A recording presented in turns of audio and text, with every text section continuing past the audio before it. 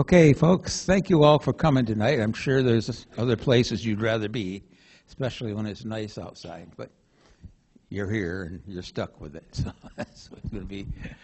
My name's Tim, and I'm one of the representatives here for the Tea Party. I'm glad to see all of you here. We're going to start out this meeting like we usually start it, and that's with a prayer from God. We have another person here, Carol, and she's on a vacation day today, so Christine is going to start with that prayer, okay? So if you can, will everybody raise themselves up and listen to that? Thank you for standing, and then remain standing because we'll recite the pledge. It's been a hard week, so let's take just a few moments as we give our worries to God, okay? Dear Lord, as we gather here today, we humbly seek your guidance and wisdom. We stand on your word in Proverbs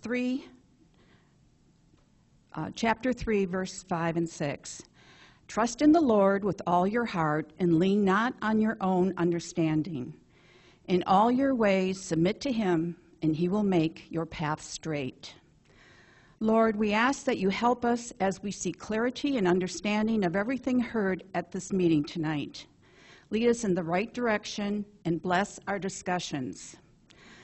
Oh Lord, we also pray for Charlie Kirk's wife, Erica, and his children, and for the losses that they are dealing with now and in the days ahead. We pray for all those who are grieving his death, especially our youth. Father, so many mourn Charlie Kirk's passing, lots of people all around the world. So we pray for his community of followers, colleagues, and supporters to continue on all the things he stood for. Most importantly, his repeated acknowledgement of following Jesus.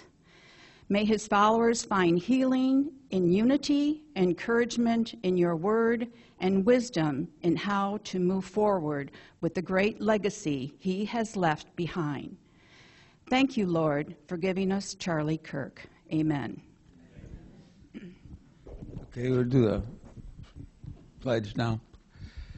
I pledge allegiance to the flag of the United States of America and to the republic for which it stands, one nation, under God, indivisible, with liberty and justice for all. Okay. Thank you. You can sit down now.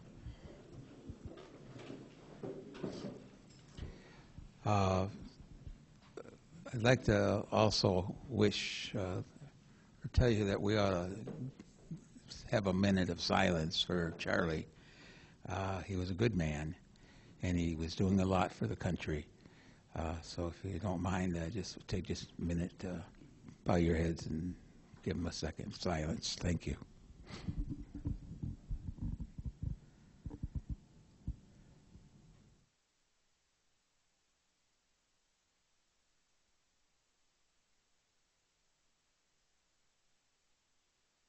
Hey, thank you.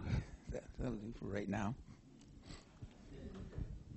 We don't want to forget about him, though, and he was trying to do a lot of good things.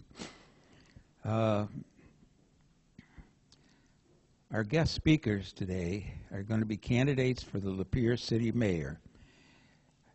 I got Jeremy. How do you pronounce your last name, Jeremy? Hing? Okay, thank you. And Mindy Schwab, is that right? Thank you very much, both of you. They both seem to be real good people to me. Be tough decisions we're going to have to make this year for that position. So we're going to let them talk in a minute and tell you a little bit about themselves, and then you people will get to ask questions and come back to. So at this point, I'd like to have Mindy, you or Jeremy. You want to talk? Who wants to talk first? No fair. Mindy, tell them who you are, Mindy. Hi, if you don't mind, I'm going to stand. Thank you. Thanks. If you don't mind, I'm going to stand because I'm far more comfortable standing when I speak than sitting. So my name is Mindy Schwab. My husband Rick and I have been residents of Lapeer since November 13th, 1999. He is in the front row here, and we're actually doing a little recording because I might want to use it later. So when we moved here in November of 99, we moved into an apartment in Rolling Hills with our 2 little girls, very little girls, so that he could pursue his dream of planting a church. So that's why we moved here. We came here from Lynchburg, Virginia. If you hear me and say, you don't sound like a Virginian, that's because I'm not a Virginian by birth. I grew up in Nebraska and Kansas, primarily Kansas. But and my mom is here in the audience as well in the choral. So we moved here in 99 so Rick could start a church. And we brought our 2 little girls. In May of 2001, we moved into a house in downtown Lapeer. Not our brightest plan ever to be renovating a house and planting a church, but somehow I think God looked down on us and had a tremendous amount of pity and blessed both things. So after we moved in, we ended up having 4 more girls. So in case you're counting, that brings a total to 6. We have 6 girls. People ask all the time, were you trying to have a boy? No, we were just trying to have a big family. So, and the other question we get all the time is, do you have any male pets or anything? Yes, we have had male pets. My husband's not a pet person, so he is entirely on his own. So our kids now, our oldest 2 are married. Our first one has 2 kids. We have 2 that are on their own, doing their own things. 1 is engaged. We have 1 living at home, and 1 is at Northern Michigan studying things. So right now she's undeclared.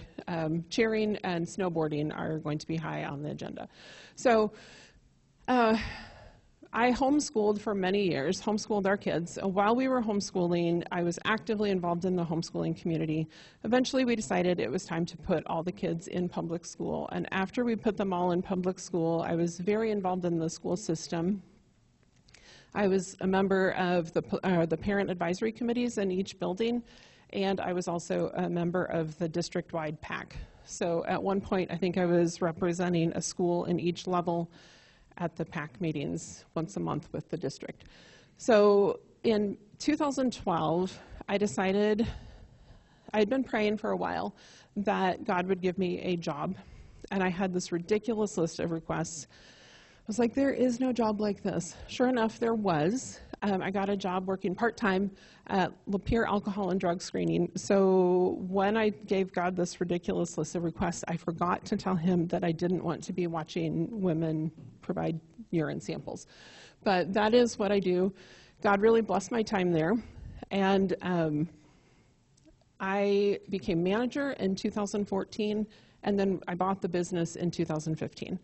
In 2019, my husband and I bought the building that the business is in. The business is now Professional Alcohol and Substance Screening, or PASS. You would probably know it. It's right by Sam's Coney Island and Kintyre. So we bought the building in 2019. It's hard to believe it, but in December of this year, it'll be 10 years since I became a business owner. And that was, it's one of those things. Life takes you very twisty, turny ways, and if you had told high school me what my life would be like, I would have never believed any of it. But it's turned out very different, but I do love it. In 2023, I made a suggestion to Jim Alt as to a project that would be good for the downtown area, the DDA, to do. And you know how that goes. You make a suggestion, and suddenly you're on a board.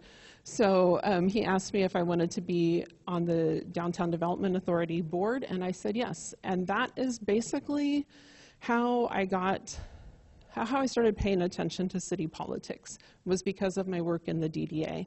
And I really, truly love the DDA and what we do. We've lived in the downtown for a long time. We have seen tremendous changes in the area. Used to be that when I would run or walk downtown, there were so many empty buildings, and I was starting to get a little nervous because empty buildings don't bring good things. Now, most of the buildings are full. It's a thriving downtown community. I love seeing it. So that was basically how I decided. I started paying attention to city politics, and I really, truly believe that if you're going to be involved in any community, you need to be actively involved in that community. So I tell moms all the time, I'm one of the mentor moms at our MomCo, which used to be MOPS, group for young moms at our church, and I tell them all the time, how you educate your kid isn't nearly as important as being involved. You know, if you're a homeschooling parent but you just plop your kid in front of a computer all day, maybe up your involvement. If you're in the public schools, up your involvement. Being involved in a faith community, an education community, whatever community you're in, involvement is key, and I really, truly believe that. I'm almost done. By the way, Jeremy and I have known each other for like 20-some years, so it's one of those small-town things that you kind of know everybody. Teresa used to babysit for our kids all the time. We've been on a mission trip with Jeremy and Teresa, so we've known them. It's just, you know, it's small-town life. But so when I was praying about if we should buy the business or not, God brought a verse to my attention, and it was Jeremiah 29:7. And if I would have been thinking, I would have put that right here. Maybe I'll look it up for later. But it's when the Israelites were in exile, and it's work for the peace and prosperity of the place where God put you in exile, because by working for the peace and prosperity of the city, you will be blessed yourself. You will also prosper. And so that verse came to me 10 years ago, and that really came back to mind this last few months when I was deciding to run, that I really, truly do care about the peace and prosperity of Lapeer. And that was a lot of my motivation.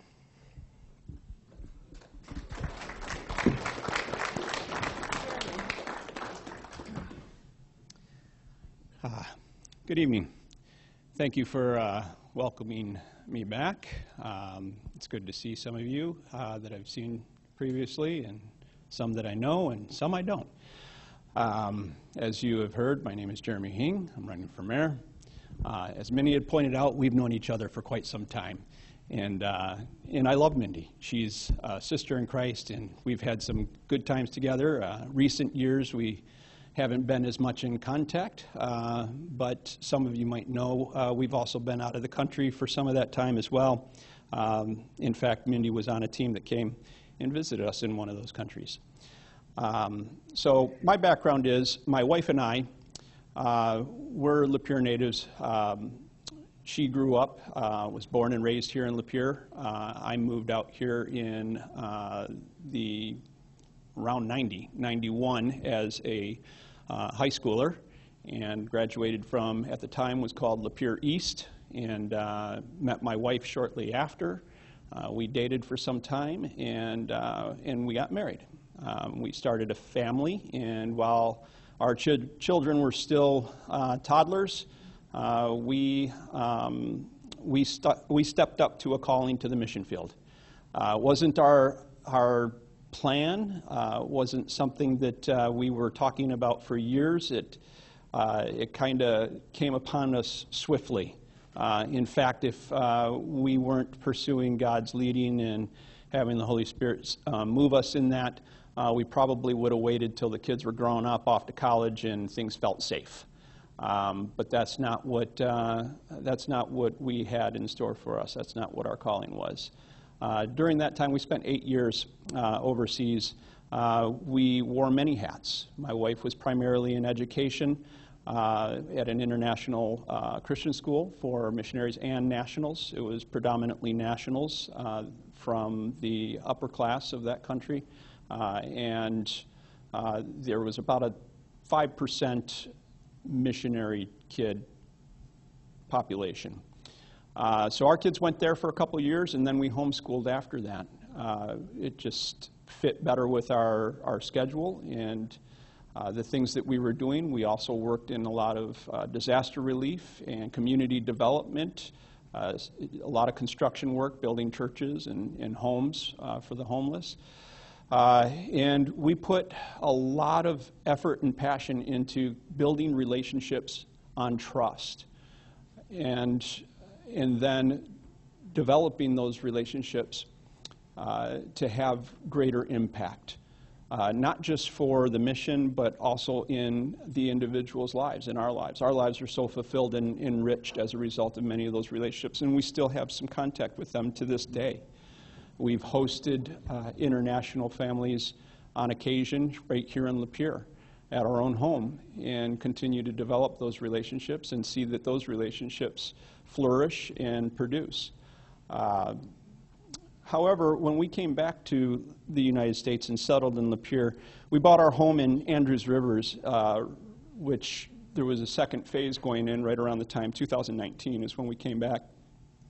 In 2020, we purchased the home under construction, moved in at the height of COVID, and we were everybody was kind of boxed up and isolated at that time, right? So 2021, you start trying to get your bearings again, and going into 2022, and we get hit up by the city with this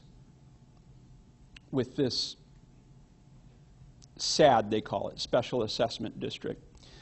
They wanted to tax all of us to complete the roads that should have been installed at the time of the construction, which they hold bonds for. And everybody has something to say about it. Everybody wanted to complain about it. Nobody wants to do it. But at the same time, there's this general sense of apathy, I think, in citizen ownership of local politics, I think. A little bit to what you were speaking about, Mindy, that you should be involved. These things affect you, and it's not enough to just complain about it over coffee or to your next door neighbor over the fence. You need to do something about it. And at the time, I had a neighbor that lived next door to me, is old retired judge, and him and I got to talking, and it was very clear to us that nobody else in the neighborhood was going to step up and stand against the city over this. And what they were doing is illegal. There's plenty of state case law that paves the way for this sort of thing and outlines the requirements for a special assessment. They're not illegal. They're something that municipalities can leverage. I think they're appropriate in context, and so long as they fall under the state purview and guidelines, right? But that's not what they wanted to do, and they just couldn't see it, what they were doing. And I went in, spoke at a meeting. That was my first introduction to City Hall and the commission at the time, and it didn't go well. I was treated horribly. I was scoffed at by not just the mayor, but a couple of the other commissioners. Some of them are no longer in their seats, and for good reason, and a couple of them are still there. I had, it was a horrible experience as a citizen. I can see why my neighbors are apathetic and don't want to step up, because it's very intimidating. And it's hard to go into that type of situation and be treated that way. And it became very apparent through that process. The story goes on, and I won't bore you with all the details, and it's a 3 to 4 year running situation that still hasn't been resolved. But what has become apparent during that time is that the city lacks integrity, and they don't have the citizens' trust because of exactly that kind of behavior. And then the pride to sit there and act like they weren't doing something illegal. It took us coming together and pooling all of our money and hiring a lawyer and having a lawyer address the city directly with the exact same things we were saying as citizens before they decided to listen. Well, they didn't do the project, but now, as of this past Monday, yesterday, there was a meeting, and Mike, our city manager, had presented a potential solution where he just won't charge special assessments for any roads for the next couple of years while they try to outline a plan for a master plan for the city. I think that requires a little bit more direction and thought, because if you just stop charging special assessments when it's appropriate to do so, then we're not going to get any projects done or roads fixed in this city. And I think we already have a problem where infrastructure is not being addressed in a timely fashion. And we're creating new projects, and in some cases, even vanity projects and recreational projects. A couple years ago, when I was addressing the old city, some of them that have been replaced, the old commission, they were putting in a disc golf course that we didn't need and nobody asked for. But at the same time, that was the same year that they wanted to special assess for roads that was their responsibility to begin with. They dropped the ball. Some of them inherited this stuff, but that's no excuse. When you step into this role, you take responsibility for past, present, and future. And these are some of the issues that I stand on in terms of why I'm running for mayor. I want to restore trust and integrity and transparency to City Hall. I want to unite the leadership and the members of City Hall, because right now, if any of you have sat in a meeting, even last night, there was some contention, and they do it openly, in front of the public. Some of these things should be happening behind closed doors. Bickering is not transparency. It's just inappropriate. But the facts behind decision-making and the motives behind decision-making should be transparent. And that's just not happening. And I still don't see it happening today. And we've had some good movement towards getting those seats filled with some more reasonable and rational and polite people. But we're still split over there. And one of my goals is to bring unity back to that group, back to City Hall.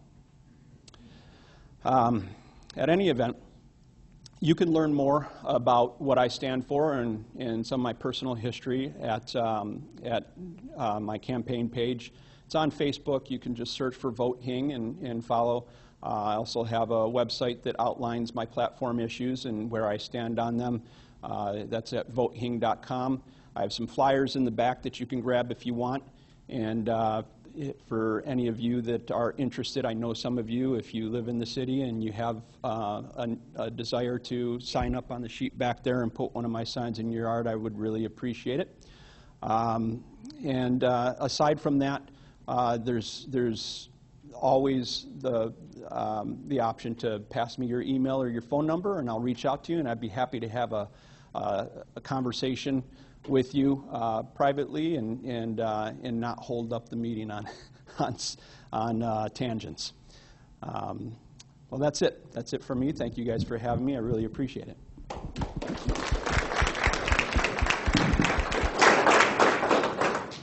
Thank you very much. Now's the time to go around and ask anybody if they have any questions from people. Just ask. State your name when you get up. I think Mr. DeAngelis first. I'll ask your questions. John DeAngelis. I will. Question for both of you, of course. Do I get two? Well, how do you feel about 15-minute cities? And then, Tim, can I have another quick one or no? Tim? Can I have another question besides the 15-minute cities? 15 minutes. No, 15 minutes. No. Yeah. Should we start with that one? Okay. And the other one is, how do you feel about low-income housing? Thank you for your answers.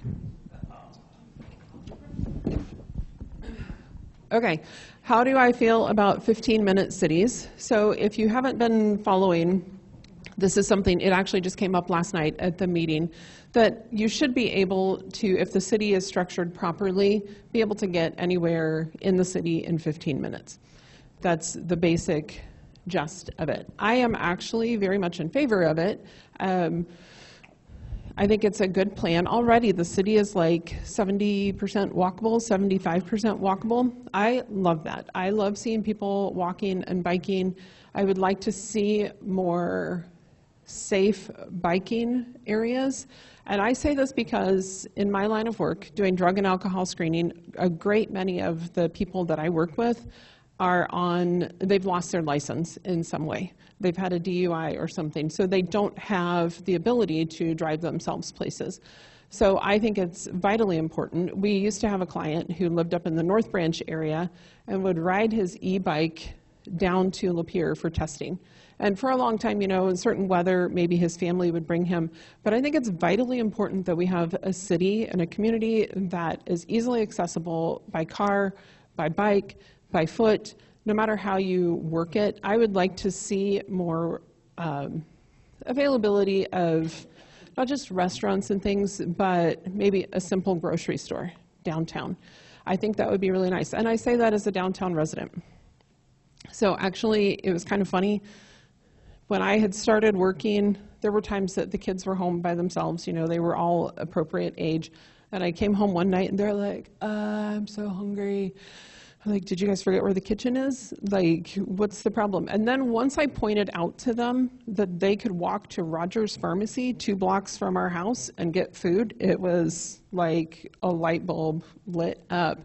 And so we already, in our family, use Rogers Pharmacy. And Rogers is great for certain things, but there's not fresh food there. There's not meat or veggies or things like that. I would like to see some options for that, because I think there are a lot of people who don't have transportation.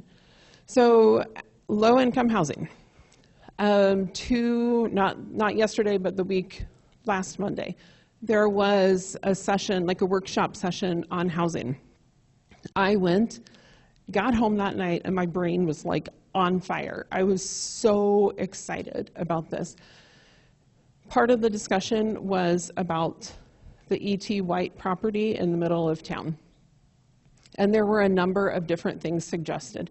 I think it is vitally important to state that no decisions were actually made that night. It was just starting the discussion. There's going to be a lot of discussion for a long time. If I could wave my magic wand and have anything happen, I would love to know all of the locations of every vacant lot in the community. And I would like to do an assessment, because one of the things that was said that night was we need more upper-level housing, $250,000 to $350,000. They're not wrong. Other people said we need more middle-of-the-road housing. They are also not wrong. And other people said we need more low-income housing. Also not wrong.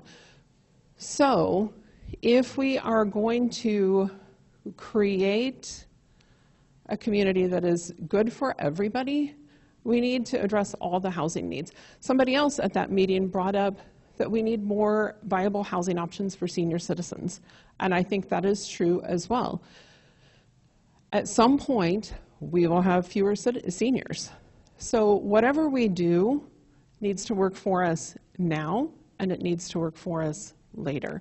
I think it would be great if we could come up with a comprehensive plan to plan a lot, like which lots would be appropriate for the high-end housing, which vacant lots in town would be appropriate for mid-range, which places would be appropriate for low-income housing.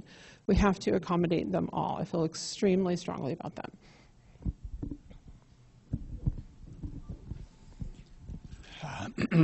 All right, so 15-minute cities. That's kind of, it seems like a controversial topic, depending on where you're at, right? I think there's pros and cons. I think that context drives the conversation, and so does motivation. As Mindy had said, a great portion of our city is already accessible in that way. I think 15-minute cities are more of an urban topic.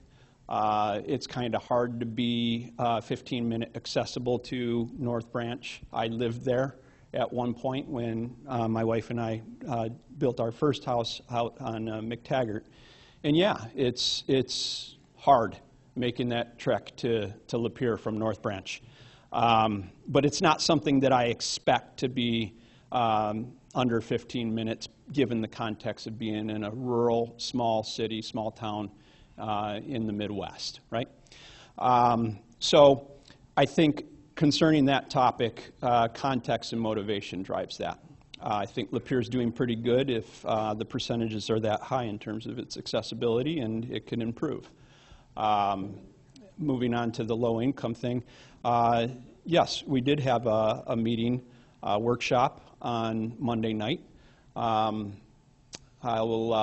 share with you in all frankness what I shared that evening. I felt that some of the research and the facts being presented, well, not facts, the opinions, the ideologies being presented were a little bit slanted, and I said as much at the meeting, and had some private conversations afterwards regarding that remark and who that was addressed to with those parties involved. I think that more due diligence needs to be done in terms of the E.T. White property. I don't think that we need to be in a rush to do something, especially if we're only presenting one option. None of the other options were being presented or considered. There was an attempt to present facts regarding percentages of renters and low-income housing in the city, just the city, not the county. It was estimated to be over 50% already. When questioned about those facts and more specific numbers, the audience was shut down. And if you've watched the video, you'll know, or you were there, you'll know who I'm talking about. You guys have another guest among you, Lindy McCarthy in the back. She's running for commission.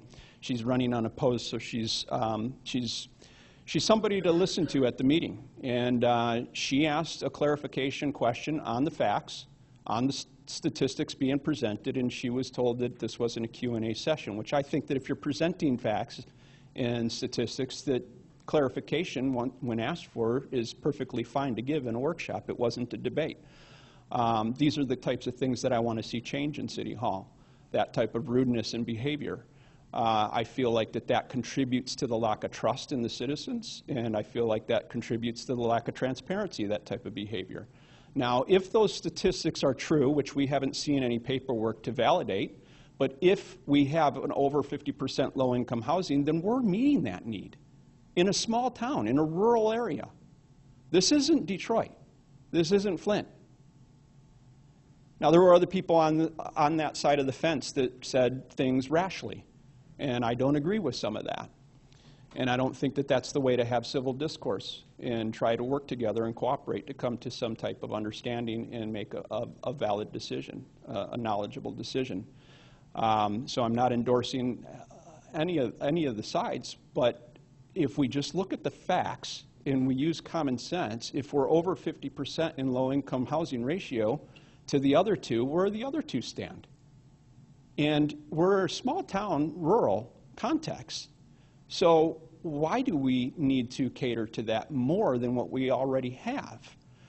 If you're a homeowner or a property owner or a business owner, I would think that you would want to see equity in value in your property rise. And you want to see your city commission make decisions to benefit you in that way. And so that's where I stand on it in our context. And I think, there's more to do in terms of the due diligence in the way that the workshop was presented on that topic. Hopefully that answers your question, John. Thanks.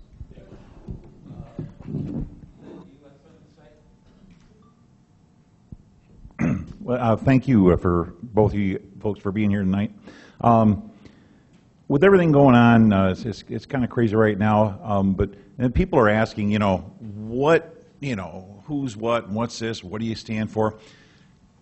Can each of you tell us the top 3 things that you think currently the city is succeeding at, and 3 things where you think need improvement, and how you might be a part of that? All right, so can you repeat 3 things they're succeeding at, and 3 what? 3 where they're not succeeding at, and how you might be a part of making decisions. Okay, very good.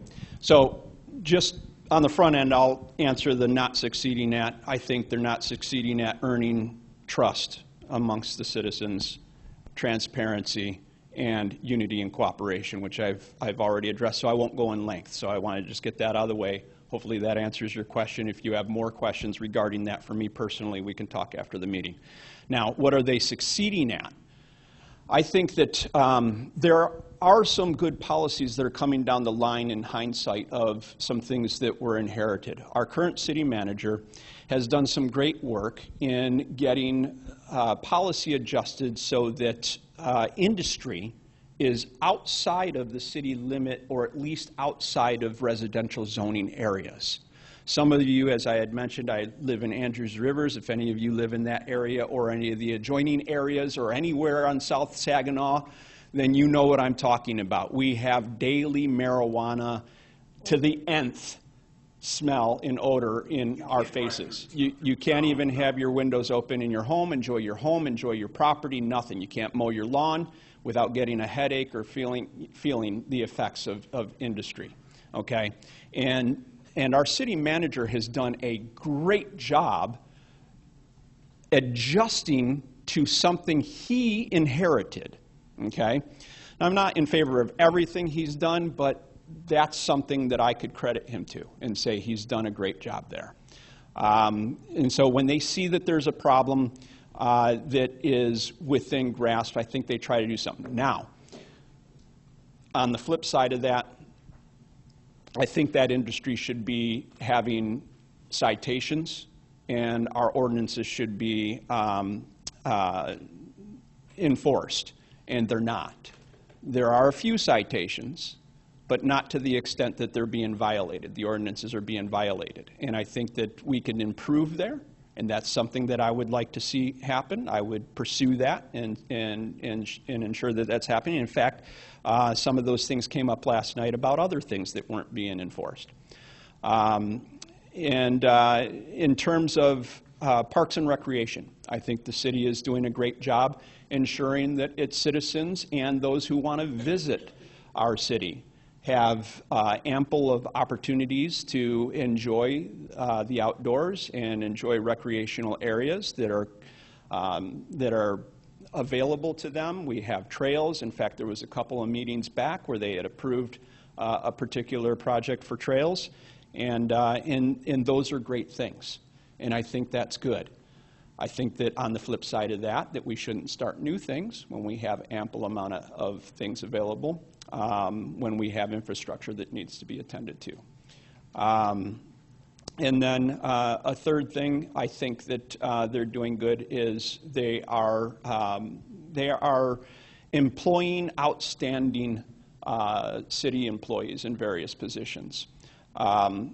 I can't thank the first responders that work in this city enough for the things that they do. In fact, the reason that I'm bringing it up is because last night at the meeting, Stephanie had stood up and thanked Jeremy Howe, our police chief, for an excellent job of providing safety at a particular event, the event to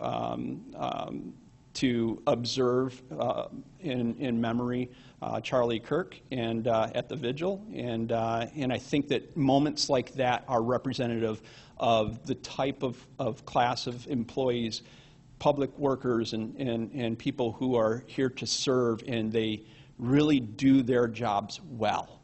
And I would really like to see them have leadership that is unified and can recognize them and support them in ways that they need to be in order to continue to fulfill their jobs the way that they do, continue to maintain passion, and have the level of fulfillment that they should in their jobs. Thank you. Okay, 3 things that I think are going well. From the moment we've moved here, even before we moved to Lapeer, I have always said Lapeer has amazing parks. I do love their parks and recreation facilities. So awesome. It is one of the things that makes Lapeer an amazing place to live. And I put a lot of value on some of those softer things, you know, what makes a community a nice place to live, and things like parks and nice things. Amenities are what makes a community a good place to live in. So I've always thought those are doing well. I agree with Jeremy. We have a lot of good department heads in the city, and I think they are doing a phenomenal job. It is amazing to me. I was visiting a little bit after the meeting last night, after the city commission meeting. I don't think people realize how many grants we get in the city to help pay for things and the amount of work that it takes to get grants. I'm going to brag on Jim Alt and the DDA for a minute. James Alt is the director of the DDA. He is a nationwide speaker. He is asked to speak at national conferences because of what we have done in our downtown area and the good that has come from it and the turnaround that has happened. So he speaks statewide, he speaks nationally. I was just in a meeting with him this morning, and he was talking about possibly being a speaker next year at a national conference in Tulsa. Lapeer is getting positive attention for the ways that we have turned the downtown area around. As much as we all hated the COVID stage and everything that came out of it, I love the fact that anyone can go online and watch a meeting online. They can access minutes. They can do, that is one of the things that I think the city has done extremely well, is making things extremely accessible that way. Things I think, these are on my handout that I have in the back. Things that I would like to see change, and I think you've also mentioned this already. There are a lot of documents and policies that are completely out of date, or they're out of sync with each other. They don't line up. They don't match up. I actually love playing a part in that kind of thing. Some of the stuff that Jeremy and I have worked on in the past together, we made documents together for the church.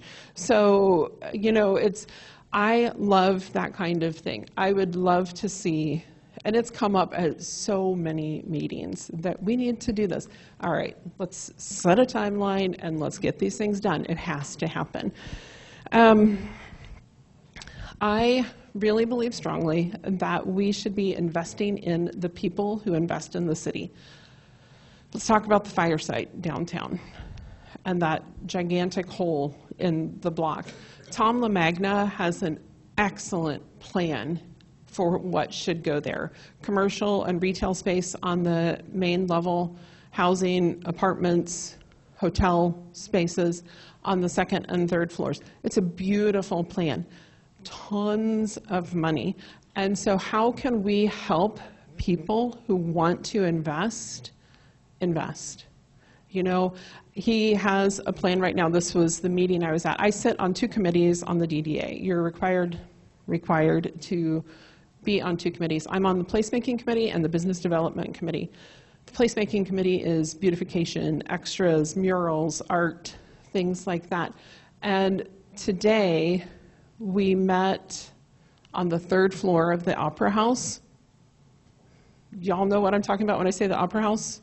The building where Dagwood's and Blondie's is. 2nd floor right now is office space. 3rd floor is crazy. But there are plans to update and renovate that. And so already things are in the works to make 7 apartments on the 2nd floor. And then further plans for the 3rd floor. How can we help as a city make this happen? Obviously, we can't fund it, but if we're looking at TIFAs and tax captures and things like that, how can we think creatively? I think that's one thing I take very seriously. What creative things can we do to solve problems? I don't want to just go, well, I don't want to make a policy on that, so no, we're not going to do that. How can we think creatively to invest in the people who want to invest in our city? That is one of the things. Did I just say 2? I don't think I've done my 3rd. I'm going to kick the hornet's nest here. I work a lot with the refuge, and I believe strongly that we need a full-time homeless shelter. The refuge is amazing. I am the coordinator for our church. I've volunteered. I donate. I love, love, love the refuge, but it does not address all of the needs of our community. We need something full-time. And so I believe there are a lot of people in the community that love the refuge. Sometimes the refuge has more stuff than they can use. People have donated so much food. They've donated so many things. The refuge is looking for other places to share with. People care about that. We need to have a full-time homeless shelter that is not the refuge. So that is my 3rd thing. I would really love to see us address that. We are never, ever, ever going to solve that issue entirely. Even Jesus said, the poor you will always have with you. We're always going to have them. How do we create systems and solutions that work for the homeless and those who have less, while not hurting homeowners and property owners and not hurting businesses? There has to be some overlap, some way that we can do something that is beneficial to everybody. Anybody else got any questions? I'm still going around. I've got a few more. Okay, this is a 2-part question, but let me just tee it up. All of them have I know. Well, because okay, so the first thing is, I just want to give clarity that when we talk about low-income housing, because people might assume that means affordable housing, or they might assume something else. And what low-income housing is, per the housing workshop, was to target houses that are for the 20 to 80% average median income in Lapeer, not in Bloomfield, not in Oakland County, not in Macomb. What does that mean? 20% is that for a single person, they make $14,100 a year. That's someone who would own one of these homes or rent. And the 80% is about $45,000 a year for an individual. That is the average median income. I just want to clarify that when they say low income, you need to understand who they're targeting. And that's what that meeting was about, and that was what was presented. But we have been assured at the city that we are going to look at other options and not move forward just with low-income housing. And the reason I bring that up is related to my question. So I'd like both of you to tell us your top 3 platform issues, succinctly. I believe in A, I believe in B, and I believe in C. And because we don't live in a vacuum and the city isn't a silo, everything that we decide to do at a city level impacts everybody in this room who lives in the county.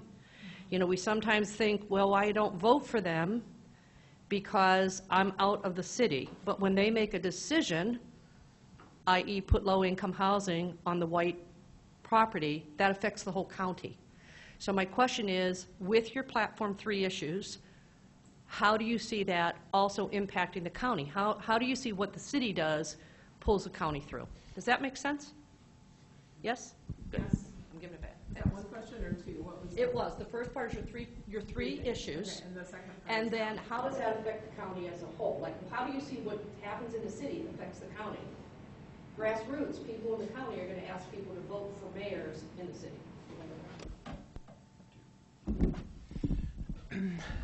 Okay. One thing that I believe strongly is that we really need to be engaging more people. And I know, like, coming from a church background, 20% of the people do 80% of the work. How can we get more people involved? Austin, I may not agree with everything you say, and I don't agree with the way you say it, but I love seeing young people involved.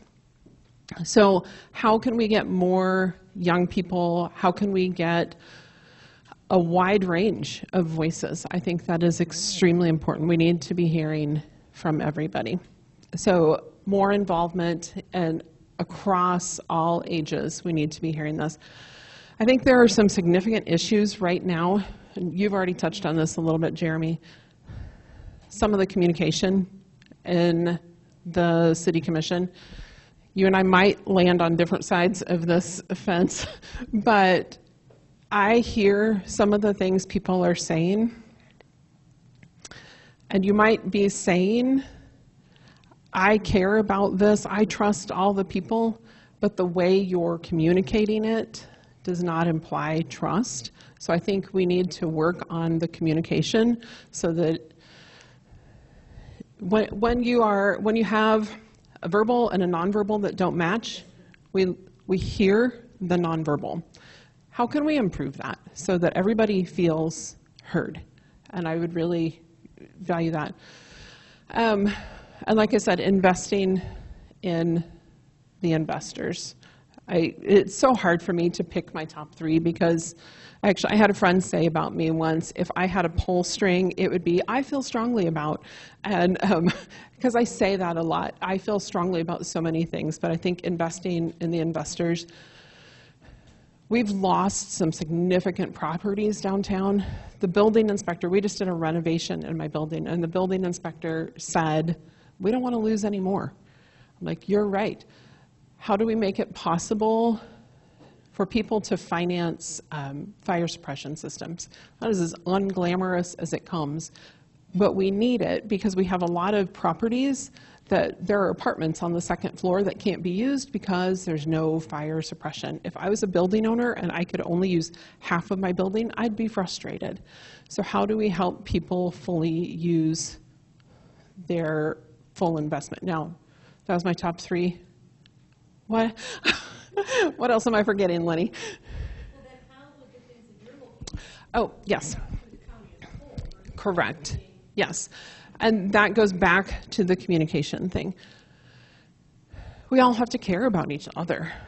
we have to be developing camaraderie, and it's been interesting to see people coming to Lapeer City Commission meetings, but they're not members of the City of Lapeer, but they identify with Lapeer as their home. This is one of the policies that needs to be updated, because we have certain committees that you have to be a city resident to be on, and others that you don't have to be a city resident. We need some unity, or we need some clarity or something. The cities and the townships all need to be working together. And again, back to Jeremiah 29:7, working for the prosperity and peace of the community we're in. How are we going to do that together? And we're definitely not going to do it by fighting.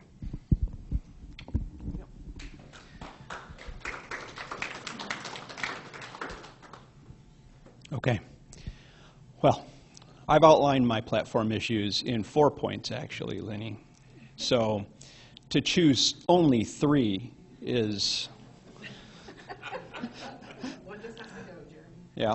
So, and you know what? I don't want one to go, because they're all important, and they could easily transform into 5 or 6 or 7. Like you said, it's so hard to choose just one, right? So one that I've been talking about all night is the leadership, right? We need leadership that's united, not divided. Okay, that's one of my top platform issues. Another one is to fix what's broken before starting new projects, right? And we talked about vanity projects that we were trying to get into, and creating new things that, there's not a need for. There's a want for, but there's not a need for, right? So that's another platform issue. And then the other 2 is hard to choose from one. Because on one side you have the citizens themselves, the residents, who pay into the taxes. And on the other side you have the business owners who bring in they bring in the economy. They fuel the economy. They bring in jobs. So it's hard to pick between residents and businesses, right? But those are my other 2 platform items. And maybe we combine them together as economic development, but respectable neighborhoods in the city, right? So we got to find a way to live in balance between industry and living space, right? Because they both exist. They both exist in the city, but we have to find a way to have them in harmony that benefits both sides. Not just one, but both sides to the best that we can. And that's not to say we're going to make everybody happy and solve all the world's problems, but we can do better. And I think we all agree on that. In terms of how that would scaffold out into county-wide impact, I think that anytime, as Mindy had said, you work on communication, which then brings down barriers and raises trust levels, you work on communication and you discover that there are opportunities for synergy at city and county level that previously may not have been there as a result of just a broken system and broken communication. How any of these other points fan out into county impact, it's hard for me to say. I don't know right now, but I plan to pursue it and see how far my platform issues, when I pursue them, every single one of them, how far they go and how far they fan out and what kind of impact can be had. And when you find that out and you're able to emphasize on it, that's really what counts. But right now, I don't have a full answer for all of it, but I'm willing to find out. Okay, so Bill Hamilton has the next question, but I want to know who else has a question. Austin, anybody else? You're the end of the line. Okay. Austin, I got you next, and then I'll come back to you. Okay. I'll tell you what, I'm just going to circle around, so just keep your hands raised. There you go. So over the last few years, if you're not aware, the Lapeer District Library has had some controversy over certain types of reading materials. As mayor of the City of Lapeer, whichever one you get elected, within the next year or two, would have an appointment to that district library board. We have a couple of groups within the community on different sides of this issue of feeling that certain books are inappropriate for young children, and would like them not just be openly available, but based on parental permission and input, instead of just being a free-for-all for kids to check out just anything. Our county prosecutor has said that certain materials are damaging to young children, and they shouldn't be freely viewing or accessing certain materials. It can be very harmful to the development of young children. So my question to both of you is, what type of person would you appoint to the library board? Somebody that's willing to protect children from inappropriate material, or somebody that just wants to be a free-for-all?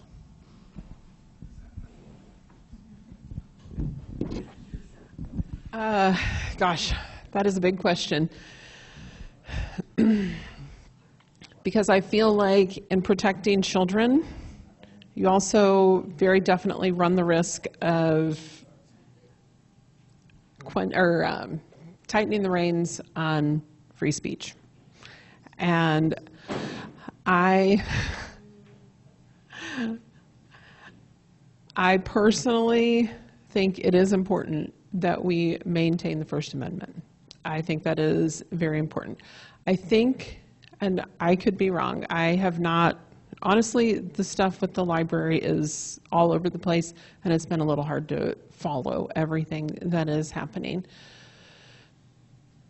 I want things to not be accessible so that, my kids used to go, that was like their first rite of passage, was to walk from our house to the library by themselves. It was like kind of a coming of age kind of thing. I don't want them to just be able to pull anything off the shelf. I also don't like the thought of not making certain things accessible. Maybe they need to be on the upper level. Maybe they need to be monitored somehow. I don't know exactly how we make that work, but I think we need to put some creativity into coming up with a solution that works.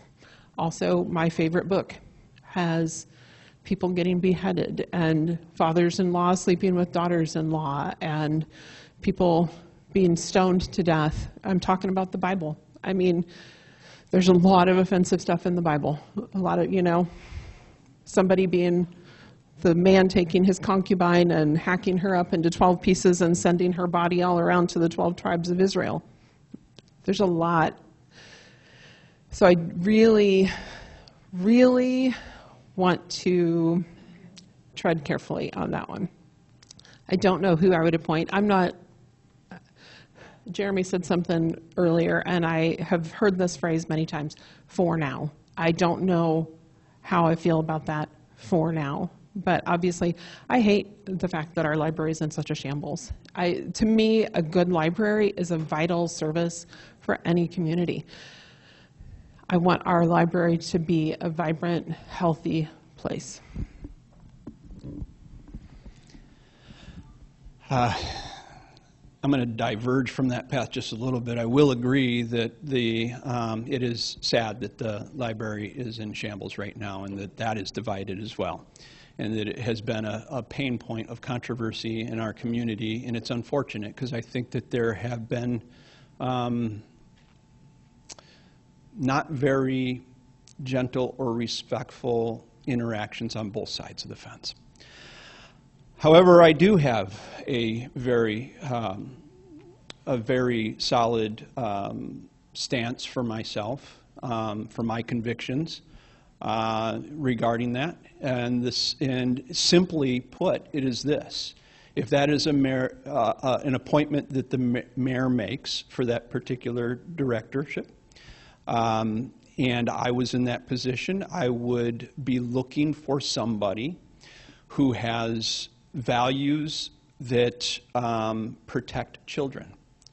Now, in terms of questioning whether that's going to violate First Amendment rights or not, that is at the discretion of that director, and hopefully I've done a good job vetting the character of that individual.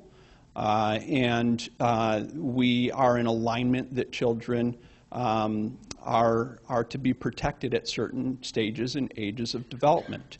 The particular book in question, I've seen it. It's graphic. It's pictorial. It promotes behavior that is unbiblical.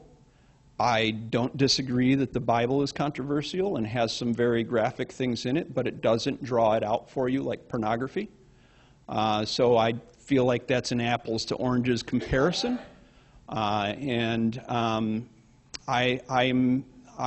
would want somebody that I could trust to make those decisions. It is not the mayor's decision to put that there or not, but it is the mayor's decision to appoint that person, and I would hope that that person and I are in alignment in terms of our values.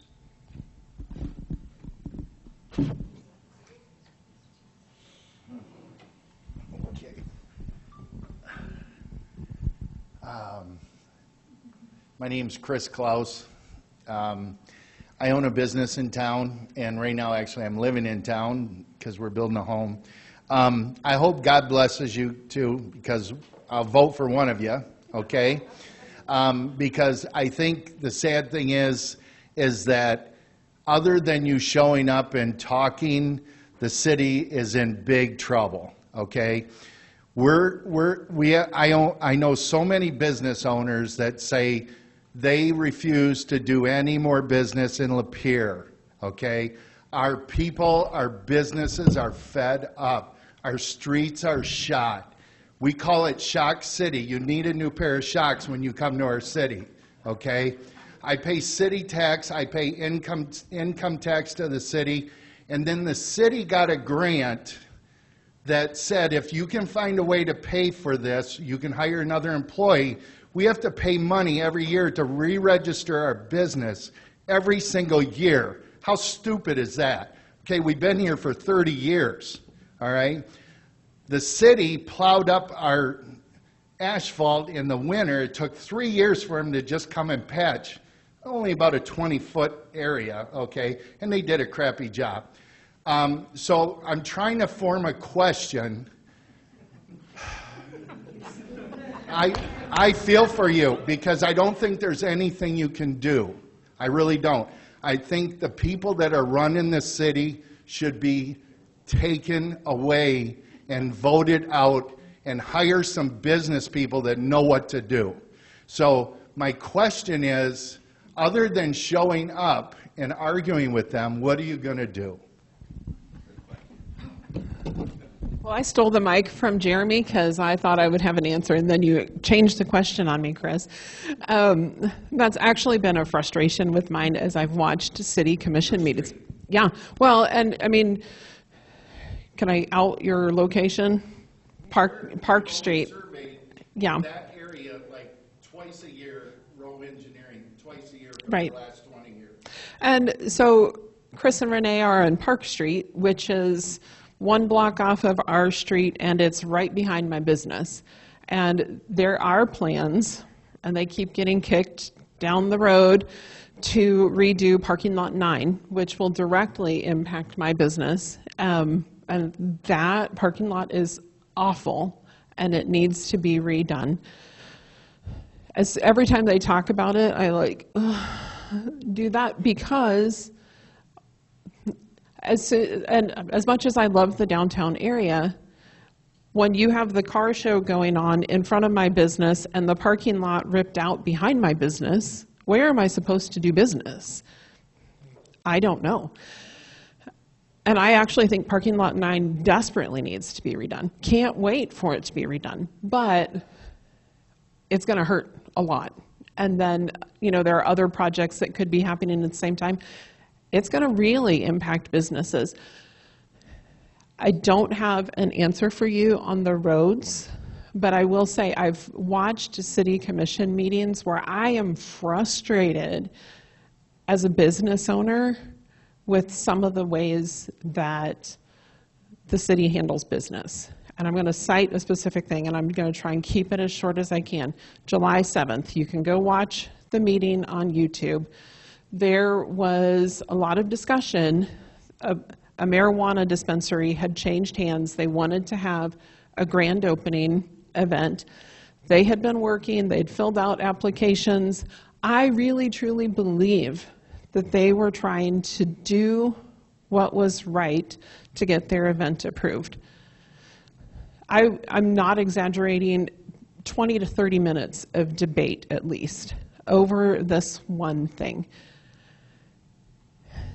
I would have erred on honoring the fact that they were trying to do the right thing, and I would have worked with them. One of the commissioners said, and there was a lot of bickering between this commissioner and the city manager. He finally said, I want to table this event until July 7th, 3033. And Ramona, the city clerk, went, I'm sorry, did you say 3033? And he doubled down, yes, I did. And I sat there. I voted against every marijuana proposal. I'm not going to use this business. I don't give two hoots about it. But what I do care about is you're making it hard for a business to do business.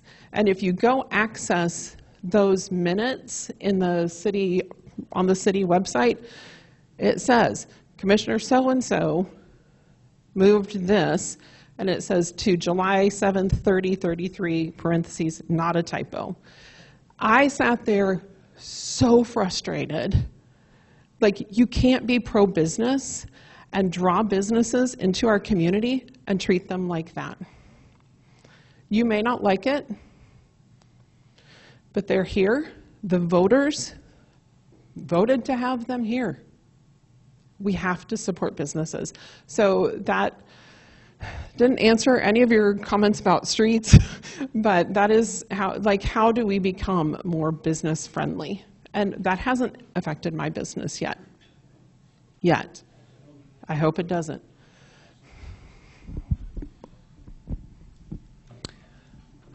Chris, I think the question, if I recall correctly, was, besides just showing up, what are you going to do? Rather than just showing up and arguing with these guys and getting nowhere, right? Spinning wheels, because that's what we see happening up there the most, which has been a big topic tonight. And the short answer is, I don't know all that I can do. But showing up is the first step in having some direction as to what I'd like to see done. Quite frankly, it's new to me in terms of what capacity does the mayor operate under. Our city manager does a good job keeping the distinction between his role and the role of the mayor very blurry. And I think one of the first things that needs to be done in there, and I've had a conversation with this, and actually I'll credit Linny as well, because she was part of that conversation. I think the city manager's role needs to be reevaluated. We need to have some clarification and definition as to what he's doing and in what time frame, and how do we measure that? Because saying that he wants to table something till 3033 is unacceptable. That was the city commissioner. It wasn't the city manager. It was one of the commissioners. Which therein lies part of the problem. Not just that there's forces at work to blur the lines, but there's also people who are contributing to it by allowing their emotions to drive their judgment and their guidance. I think last night Mike had even asked at one point in one particular decision, I need guidance. I need direction. And if you watch the video, he wasn't given any. It was a direct request for direction from his leadership. And so, aside from showing up and arguing, I think that there's ways that we can make progress by defining things and having clarification and going through the process appropriately and not just having a free-for-all at that level. And I think that people sometimes need to come prepared to these meetings. We can't just be in there winging it We get packets well ahead of time. A lot of this discussion has been ongoing for months and years, as you guys already know. It shouldn't take as long in most cases, but preparedness is key. And I think sometimes when I'm watching that show, there's a lot of flying by the seat of the pants. And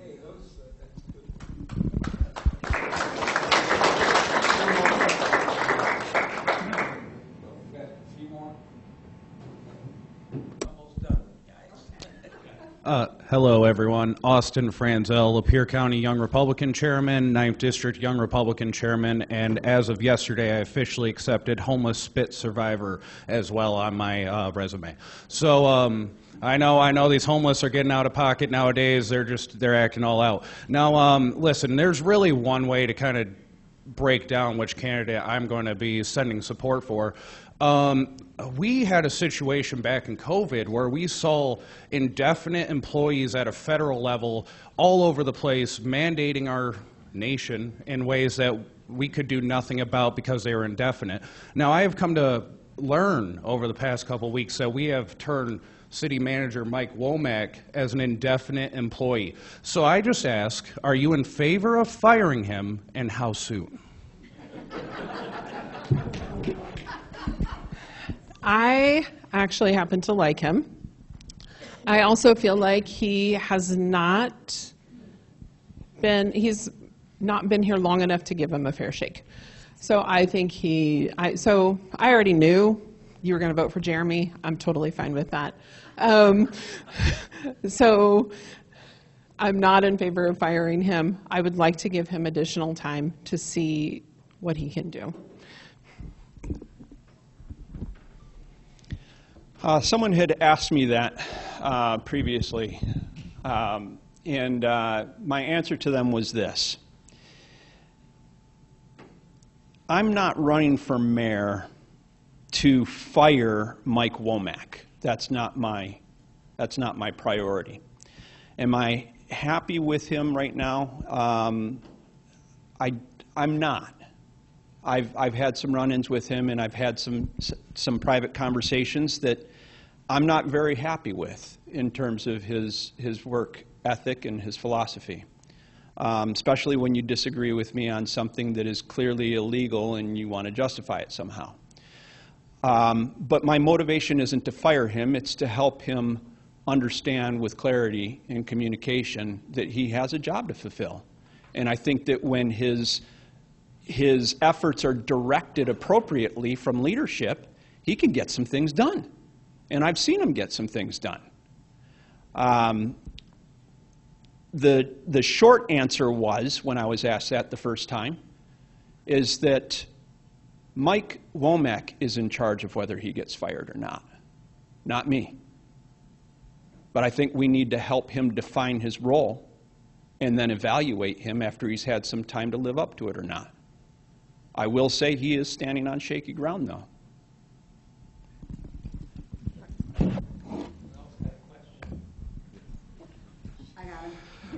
Brad Heber, city resident since 2022, but I was born and raised in Lapeer before joining the military and coming back. So I've loved this town for a long time, and the city does represent what the county can do.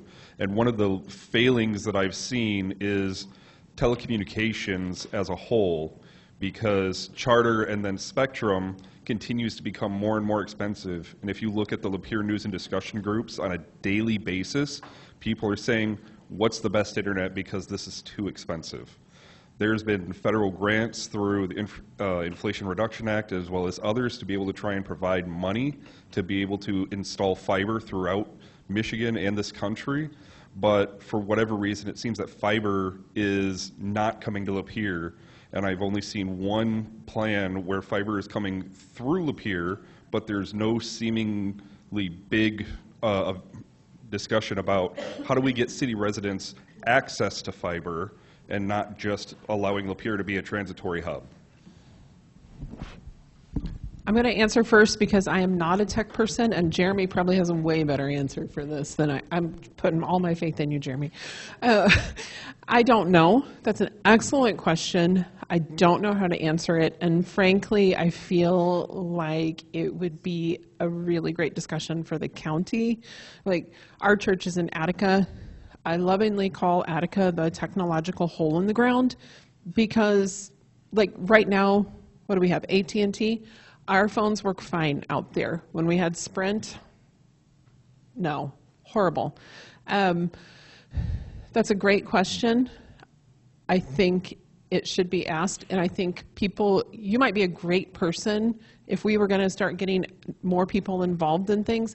You might be a great person to get on some sort of a board to figure out the great answer for that, and I think the answer should be countywide. I was driving to Brown City the other day, and again, Brown City is way out there, and everything was fine till it wasn't. And Brown City is not entirely in Lapeer County, but it'd be awesome. During COVID, there were so many families in the area that their kids struggled to do school online because they didn't have viable internet. And so I think it's an excellent question. I don't know the answer to it. I think it is worth researching on a county level. Well, I hope this doesn't disappoint you. Okay. But my answer was that I too don't know the best answer to that question, because it seems to me that there's more than just the city that is suffering from that. It is countywide. I do agree with Mindy on that. I believe that that's something that if in that position, I would have to investigate further. I have had the same problem as a resident of Lapeer. I don't like that Spectrum is my only option. That seems like a monopoly to me. I don't know that falls inside of the city's purview, or if there's things that we could do in conjunction with county or state even to correct that. This is actually the first time I've heard somebody say something like that, aside from me just complaining about it inside my kitchen. So that's really great. Thank you for bringing that question. I will say that I do have a passion for bringing infrastructure and utility into communities, not quite in a first world context though. I've had to navigate that in foreign contexts in communities that didn't even have running water. And I've had to work with, but foreign government and foreign policy is completely different. And I think that in some ways I might be retrospectively answering Chris's question, what to do other than just showing up, is you find out what you can do. And you work with the people who can get something done. And you synergize and be proactive. And I have some experience in that. And sometimes these things are difficult to navigate, but you have to push through.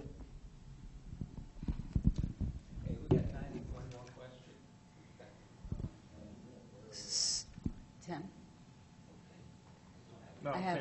Tim? Yeah. I have 3 more questions that are lined up, if that's okay. Do we have time? Yeah, we probably can't do 3, but let's start. Okay. So how many more are we doing? Let's just start. We'll see. All right. Just Hi, Jacob Leroy. I live in Mayfield Township, but I frequent the city often.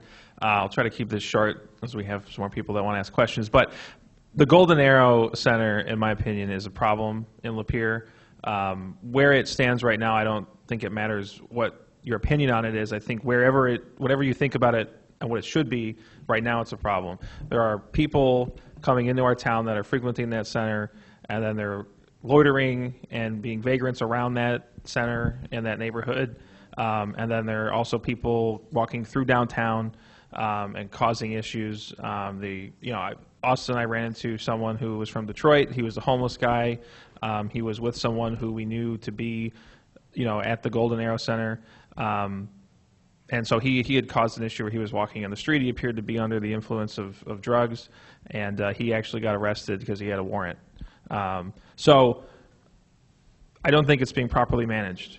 And I know that's by the CMH, which is a county-level organization. It's renting a building in the city. So I do think whatever the city, whatever input the city would have is complicated because it's not like you can just march up to CMH and, you know, knock on their door and yell at them. But I would ask you, what would you do within the purview of the city to address that issue? Okay, so on the off chance there are some of you here that don't know what the Golden Arrow is, it is a mental health drop-in facility. It is currently located in the old Perkins Flowers building. It used to be on Court Street. I happen to think that where it is now is a much better location because there is a little bit more of a berth. I was just speaking, last night I had been talking to one of the commissioners who was talking about her issues with the Arrow and what was going on. And somebody else validated that today, was talking about issues they were having with people sleeping on porches, various things, whatever. I think it is a tremendous issue. I think that we have to put a lot of creativity into this, and I did address this earlier. We have to find a way to serve those in our community that are homeless, that have mental health issues, that have less. If you are a Christian, you know these things. So I'm going to digress for just a moment. I always read the Bible through the lens of right or wrong. What do I need to do? What is the right response to everything? 2017, I was taking two of our girls on a mission trip with Jeremy and Teresa, and he had us read a book called Helping Without Hurting. Life-changing for me, truly. I, for the first time, read the Bible through the lens of looking for what does the Bible say about the needy, about the homeless, about those who have less. When I read it through that lens, I was like, how have I missed all of this before? All of the references in the Bible. It's just chock full of God telling us to care for the least of these, loving your neighbor as yourself, all of these things. If we are going to say that we are Christians at the same time as we are saying we're not going to help you because you're too rough, faith without works is dead. We have to love in word and in deed. Faith, hope, and love. The greatest of these is love. Let's put some hands and feet on our love and figure out what needs to work. How do we help the poor while we are still helping the homeowners and still helping the businesses? I took a walk downtown one day. I was leaving my office, which is by Sam's Coney Island, to go to the bank, Choice 1. On my way there was somebody sleeping on a park bench in front of Blend with their cart full of stuff. I walked by, did not bother me. By the time I was walking back, by that time I'm like, hey, I need to go to City Hall. So I walked to City Hall. That person was not on that bench there, but had moved to a bench in front of City Hall. And this was broad daylight. I don't blame Blend for not wanting in front of their family business to have somebody sleeping on a park bench. How are we going to accommodate and help those in that situation? I don't have any great answers. I do think we have to at least look for them.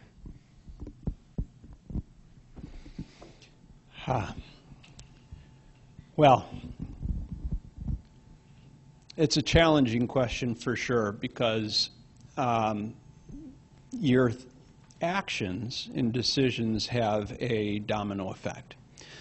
The Helping Without Hurting book that Mindy was referring to was something that I started encouraging people who came on teams to read after an incident, well, multiple incidences, but one came up to mind right away as she was sharing that story, and I was reminded of the time, and she wasn't part of this team, so it was a completely different team, completely different year, completely different situation. We were building a church. We hired two locals that were impoverished. They had families to feed. They had multiple children. They had slept on dirt floors to be our laborer help. And we were paying them a meager salary. It's like $30 a day, but that's like pay dirt in a third world country. And the team that we were working with, we had to dump the raw materials, gravel and the sand, and get the water and the hardening solution, and you have to use shovels and wheelbarrows. Then you have these wooden ramps that go up like 3 flights of concrete and barred framework, and you got to kind of jiggle them up there, and that's what the laborers were doing, and because we don't want to hurt the team and fall off one of these ramps because they're only like this then. And the team got this bright idea, and they got with the pastor, who actually knows a little better than this, but when he's confronted with a team who's bringing tons of money and tons of help, he's going to try to make them happy, the team happy. Well, they pooled all their money together and hired a truck to pour the concrete. What we did was we put those 2 workers out of work for the rest of the 2 weeks that team was there. And now they weren't able to feed their families, okay? I'm sure they found other ways. They're from a community that picks trash. They found ways to feed their family, but it wasn't in a savory way, okay? That's the premise of the helping without hurting, is that your decisions have a ripple effect. You want to help, but you don't realize the damage that goodwill does. You have to think through what you're doing. And the only way that you can think through what you're doing is to develop relationships with all parties that are involved. You have to have trust and communication and synergy. You have to know a little something about what's going on. You have to ask questions and you have to listen. And then you have to be willing to act on it even when there isn't a good answer. In terms of the homeless, we have ordinances in our city. And there are some things that can be done. Does it make their life harder? I'm sure it does. And you have to think about that. So that's an option. You can enforce ordinances. We already have a problem doing that. So I'm sure that we're lax, and we can enforce them a little better, and we can enforce them with compassion. We have to work with agencies that are willing to work with them, to get into their lives and understand what it is that their plight is, and how they can truly be helped without have a damaging ripple effect, and also benefit the community so that we don't have to encounter situations where we're being assaulted because they really aren't in a place where they should be in order to get the help that they need. On top of that, we're just talking about economic and practical ways of helping, but the reality is, and Mindy had pointed it out, that if you're a believer, then there's no greater saving power than the power of Jesus Christ in someone's life. And I believe that this population can use some love and use the gospel in their lives. It's transformative and it can turn it around. Thank you for that. Really last question. Oh. Hi. I know that you've talked about communication, and I don't know how much communication you actually get from the people that live in this area. You talk about the things that you would like to do, the things that you may need to do. One thing I want to point out, maybe it's not more of a question, but just to let you know where somebody in the community is coming from, is my husband and I hope I get a ride home after this. I'll take you home if he doesn't. We're both from Rochester. And then we got married and we lived in Lake Orion. And it was just all nice. It was a nice little community lake town. He had the nice, beautiful billboard that said, you know, where living is like a vacation. And after 22 years, we ended up screaming our way out of there because it was like living everywhere else. We came to Lapeer, and we loved it. The people, they were just so down to earth and friendly, and just everything that we wanted to be that we lost in Rochester when it was one time 2 lanes into town and dirt roads, and same thing with Lake Orion. What I hear from you is that you are a business owner, Mindy, and that you want to bring in all kinds of housing. Having lived it, I'll just tell you that you'll be stressing the infrastructure, and your roads will be insane. I can't even get down towards north of Oxford, and I feel like I got to white knuckle it, you know. I just really would hate to see this change, and I hope you listen to some of the people that are longtime residents out in this area. It's disappointing to think that it would change that much. Things aren't always all about money and getting revenues in to me. I'm okay, I would be okay with dial-up if I have to. I don't care about what's going on the computer. I don't care that I have to stand in this certain area of my kitchen so my cell phone works. I don't care. I like it. It's just some of the things that you have and you possess ended up possessing you. So I really hope that you will take that into consideration, because I do know when I first came out this way, and people were, like I said, were always nice and friendly. They would say, "Oh, where are you from?" And I'd say, "Oh, from Lake Orion. We just went screaming out of there. We just couldn't get out of there fast enough." And they'd say, you know, "Oh, welcome. You know, so nice to have a new neighbor." And they would mention that they had just moved too. And I'd say, "Oh, really? From where?" And they say, "Just down the road." I mean, they always stayed in this area because they love it. Please don't be so anxious to change everything. And if you're going to have businesses in, make them nice and friendly and decent and good for families. I don't think we need another pot shop. That's just my take on it. But anyway, am I getting the... Yeah, I don't think it was so much a question as a statement. Yeah, and like I said, trust me, I'm not thinking building high rises or anything. I don't even think it's practical or feasible for Lapeer to be a Rochester or Lake Orion. And honestly, I wouldn't want that either. So don't worry, that's not my plan. I do want to touch on one other thing that you said, and it was about communication and listening to people. I think we need to do a much better job of that as a city. And I don't know, like we do city surveys and things. We ask people their opinions. I think we'd be much better served to sit down over coffee. And obviously it's hard the more people you have, the harder it is to do that. But I think we need to do a lot more of just sitting down and saying, what is something you want to see? What are services that you want to bring in? We've done in the downtown area a ton of surveys as to what things that people want to see. There's a bakery coming very soon. Everybody is very excited about that.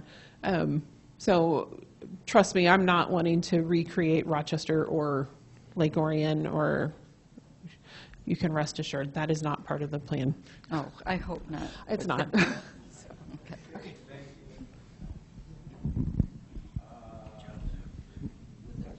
That's it, I think.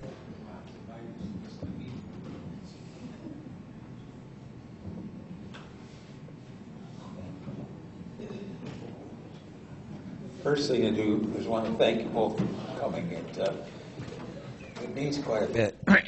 Excuse me.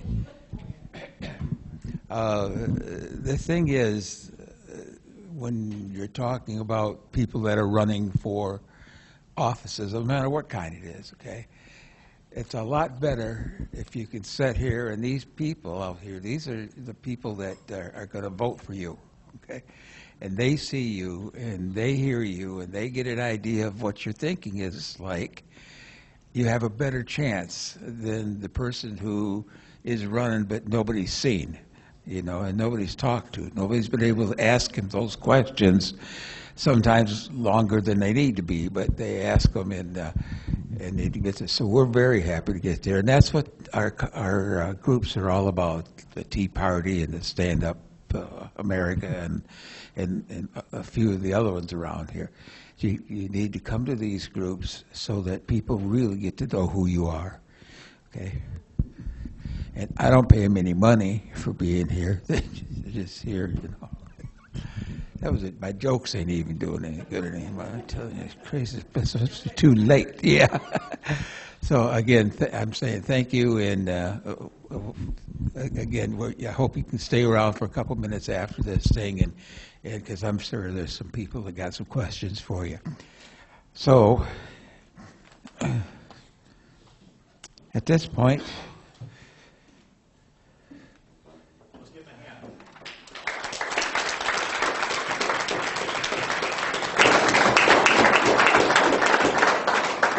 $5 in the bottle, there would be just fine. I'm kidding. Thank you. You enjoy. That's almost it for the meeting. Let me tell you that we have our next meeting. I don't have it on here. I'll talk about it. Thank you. Thank you so much.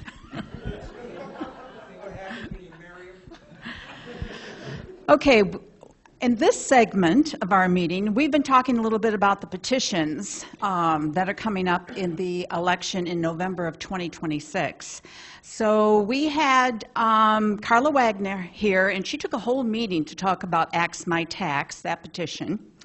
And then a few meetings ago, we talked about the Rank My Vote, which wants you to change the voting process that we now know today into voting like first choice, second choice, third choice. That's another petition out there. They want to change that by choice voting. And then last month we had Americans for Citizens voting, and that's where we only want citizens to vote, and for people to definitely show their picture ID when they do vote. And we still have petitions up here for that one if you haven't had a chance to sign it. But it's very fortunately, we've been passing it around at all the different meetings, so that's good. So I hope you have had a chance to sign it. If not, it's up there. So tonight, we've got a new one called Invest in My Kids. And they always use a catchy little phrase because that sounds good. We certainly want to invest in my kids. And this one, this ballot proposal, is to add a 5% surcharge on incomes above $1 million for couples and about $500,000 for single filers. And the ballot language reads as this: a constitutional amendment to add, beginning in 2027, an additional 5% tax on annual taxable income over $1 million for joint filers and over $500,000 for single filers. The tax is in addition to existing state income taxes and is to be deposited into the state school aid fund and required to be used exclusively on local school district classrooms, career and technical education, reducing class sizes, and recruiting and retaining teachers, and subject funds to annual audits. So that one went out, and then the Small Business Association was not happy with the proposal. They said that the proposal isn't a simple adjustment. It introduces a permanent constitutional Michigan tax increase of 9.25% to small business people, more than double the current income tax rate, and disproportionately affects Michigan's small businesses, which make up over 2/3 of those who would pay this new income tax. It's because some small business people use their business as an income and when they file their individual income tax. The Michigan Chamber of Commerce says this proposal represents a significant tax hike that would more than double the income tax rate for many job creators, including tens of thousands of small businesses that pay business taxes through individual income tax returns. The Chamber is deeply concerned that this measure would rewrite Michigan's, let me turn my page here, Michigan's tax code in a way that damages the state's economic competitiveness. So The Michigan State Board of Canvassers, they actually approved the language, the one that I read, on June 27th. But because of some complaints that they were getting from the Small Business Association, the Michigan Chamber, and other people, on July 31st, the Board of State Canvass members cited procedural issues and rescinded their approval. The board rescinded its summary language approval, saying we want time to allow for more time for public comment. Well, the proponents said that you heard testimony from the Board of Canvassers themselves saying nothing had changed before the June meeting and the July meeting, which means that we are perfectly legally within our right to go forward with that petition that was approved unanimously. And so we are going to continue passing out the petition. Well, people are saying that there's a risk because not having a final board approval, since they rescinded it, it could potentially open the campaign up to lawsuits down the road. It's very complicated, and I'm not sure why we haven't heard much news about it. It was only because I was trying to learn more about Invest in Michigan Kids petition. I haven't seen it around here, but it said they have gone forward with collecting signatures in Detroit, Ferndale, and Southfield. So that is about Invest in Michigan Kids. They have a sweatshirt there that says Fund Schools, Fund Our Future. It all sounds good, but they said make sure you educate yourself and use this in discretion. So I just want to comment a little bit about our schools. I know we do have a school board member here. We did. Is he still here? Yes, there he is back there. Okay. Anyway. Because we've heard lately how the scoring in our schools isn't the greatest, is it? No. When I looked it up, it says more than 60% of Michigan third graders and nearly 58% of fourth graders failed the 2025 state reading test. Now, I'm not talking specifically about Lapeer. I'm just talking about Michigan in general. We keep pouring more money into our school districts, but we're not getting the bang for our buck, so to speak. So as I was looking more into it, it says the data released on Wednesday, August 27th, showed that 61.1% of third graders and 27.6% of fourth graders did not pass the annual state assessment, marking a poor performance compared to last year. So I read that over again. 61% failed. That's way over half of our kids that didn't pass. And then 57%, that's still over half of our kids that haven't passed annual state assessment test.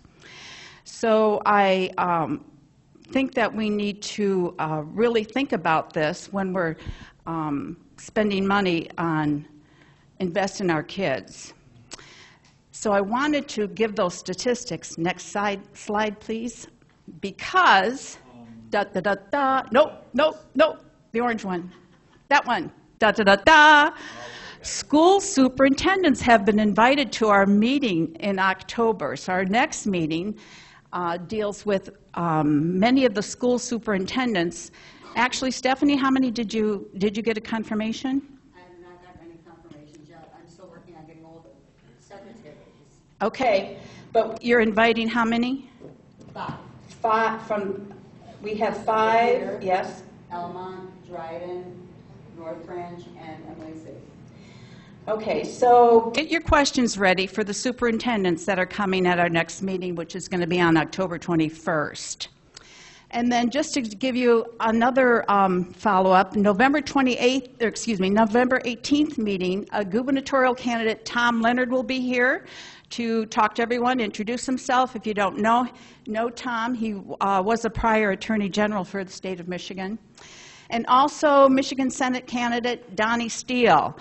Ruth Johnson, who is now our U.S. Secretary of State in the townships that are at the lower portion of our county, be Hadley, Metamora, Dryden, and Elma. Yes?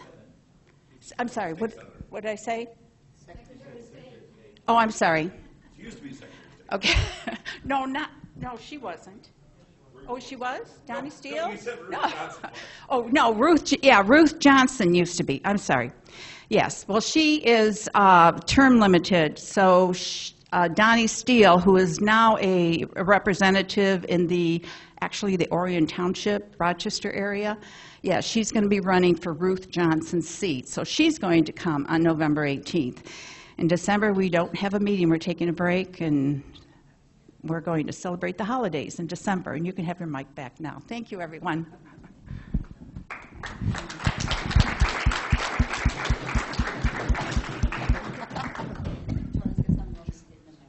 I think she's getting the, go to the membership thing. Okay. Okay, so I just wanted to touch briefly about the membership for the Lapeer County Tea Party. As of right now, we have 35 dues-paying members. If you are not a dues-paying member, or if you think maybe your membership is expired and you want to double-check, I've got it all right back here, so just come see me. If you're interested in becoming a member of the Tea Party, I just have this form in the back. It's the name, date, address, phone number, and email, and we'll just circle if you're new or need a renewal. What the membership goes for is it's a donation to this organization, and it allows us to do things such as rent this hall for our meetings. We do host things like, probably in January, we're in discussion about a movie night, but we've done that in the past. Things like that take place here. So those are some of the things that we use the money for from these donations.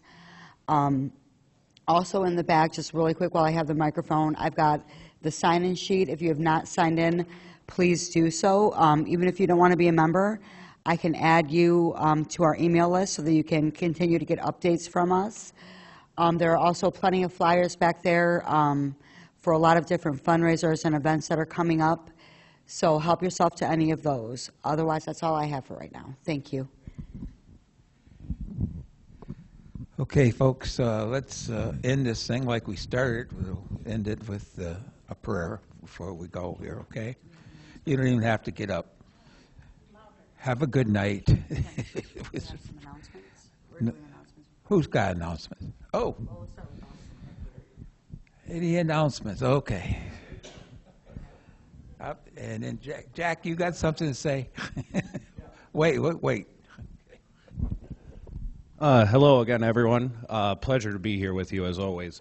So, we tragically had, I'm going to be honest with you guys, an act of war committed on this United States of America on September 10th. And, well, there's been a lot of mourning, and I want to thank every one of you who came and showed support last Friday night downtown, stood next to me as we mourn the loss of our brother in Christ.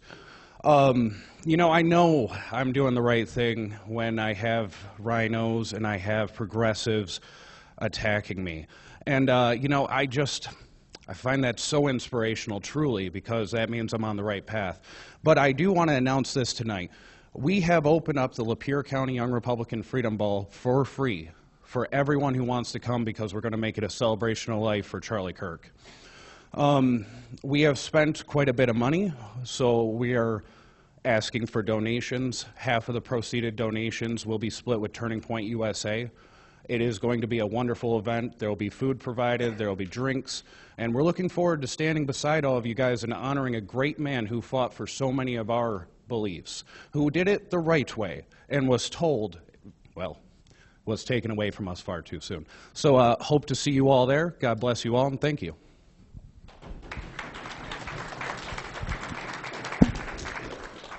Is there anybody else had an announcement? Jack? Go ahead, Jack. My son was 16 years old, and he couldn't read in school. Okay? When I called up, listen. So I put my kids in Wesley Academy. Wesley Academy cost me $2,100 for a kid being in school. Coming out of kindergarten, the kids can read, write, and do math. The trouble is, you can throw $1 billion in that school system and you're going to have the same thing. You got to clean that damn school system up. If you go to private academy and let them teach your kids, then you won't have none of them grades. Okay. So as far as me putting a dime into that school system, I've heard them. Okay, thanks, Jack. Another one? Go ahead. Now, we're in the manufacturing business, and I built this, the heat exchangers. We export all over the world. When Trump, I voted for Trump, but when we first got in office, he put tariffs on the copper up in China and stuff. So he run us. We lost 2/3 of our business, and we export 80% of our contract. Our employees were making $43 an hour with a $32,000 bonus. They run the company. So everything was going along good. Now we get this time now, they have our copper shut off. We're either going out of business or we have to sell our company to Canada or another country. That's the only way we can do it. He is running us out of business.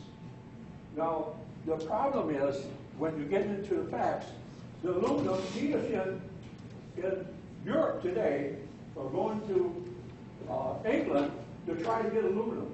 Our aluminum price is up 220%. The car companies are losing $4 to $5 billion a year right now. We're going out of tubes. Canada did a number on us. So anyhow, the aluminum is made with electrical deal like they make chrome plate. It's electrical process. It takes a lot of electricity. They have a hydraulic dam there. Well, just up to the cloud. The factory is 1.2 kilometers long, and it's big. So at 4 cents a kilowatt, that's 40% of the cost of making the aluminum. It's at 4 cents a kilowatt. So if you come here to us and we go to 8 cents a kilowatt, would mean our cost of aluminum is 80 cents. It's 80% then. Okay. But then don't count what they add into the bill. Saving trees and everything else. So we cannot make aluminum. The aluminum they make, we can't build any airplanes, any space stuff without them. They make all of our high-class metal. So here we're in this little mess here. But anyhow, it upsets me. I worked all my life on that company for 40-some years, and to watch it come along. You cannot go out and take a baseball bat out and tell your neighbor, you're going to do this, or I'm going to do this. He's threatened to take agreement, military, and take it over. Did that go all over the road? So when our organization got here, there was nobody waiting for it. So now we went in and they tried to take over the deal coming around Canada to get the ships around. And when our representative got up there and told, well, we have to do this, and this is what we're going to do, everybody in the room, all the countries in the room, walked out leopard. So we're not in good shape. The car companies are losing money in there, and we have an awful lot of problems. It's very emotional for us in there. Now, the other one is the problem is I don't know if you know it or not, but Elon Musk has moved his residence out of the United States. He's got a program on you should watch right now. He's coming out all the time. Go on YouTube, and he's telling you what to do right now, but he knows what's coming. We have foresight. Us people that have these memories and stuff in there, and this country is not going anyplace. We're going down the tubes. But copper, we're just going through the metals on it. What happened when you get inflation in that? Our gold's up to $3,728 an ounce. Silver was $11 an ounce 3 years ago. It's $43.27 an ounce today. Copper is up to $4.70, but then you put a 50% turf on top of that. So what I'm telling you is, what happens is, gold starts going up, then everybody jumps out of the dollar and jumps into gold. inflation will get as high as 1,000%. So there's people, they have countries that work 4 hours, and then they get off for lunch to go buy the groceries. The prices are going up that fast. That's what we're headed for. That's my opinion. Okay, thanks, Jack. Okay. That's good. We got school problems solved already. Yeah, we do. Let's see. Okay, thank you. Somebody else got a quick announcement? No?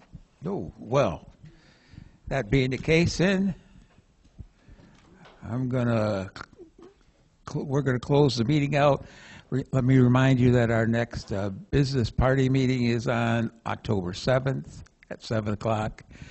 But the next general meeting, this meeting, that can last a little longer or a little shorter, sometimes depends on what we're talking about, is October 21st, 2025, right back here at this Mayville, okay?